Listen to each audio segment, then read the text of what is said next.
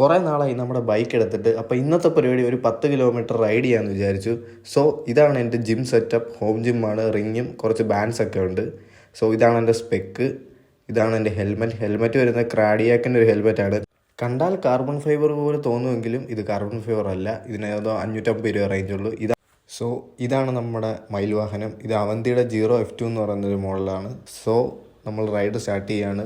നിങ്ങളൊരു ഹൈബ്രിഡോ റോഡ് ബൈക്കോ എടുത്താൽ ഉണ്ടാകുന്ന മെയിൻ പ്രശ്നമാണ് ഈ ഗട്ടറുള്ള റോഡ്. ഇതിന് സസ്പെൻഷൻ വരാത്തതുകൊണ്ട് തന്നെ ഭയങ്കര പാടാണ്. ഇങ്ങനെയുള്ള റോഡിൽ ഇറക്കാതിരിക്കുന്നതാണ് ബെറ്റർ. ഇത് നമ്മുടെ തൊട്ടപ്പുറത്തുള്ള സ്ഥലമാണ്. നമ്മൾ ഫ്രണ്ട്സ് എല്ലാം കൂടി വൈകിട്ടിരിക്കുന്നത് ഇവിടാണ്.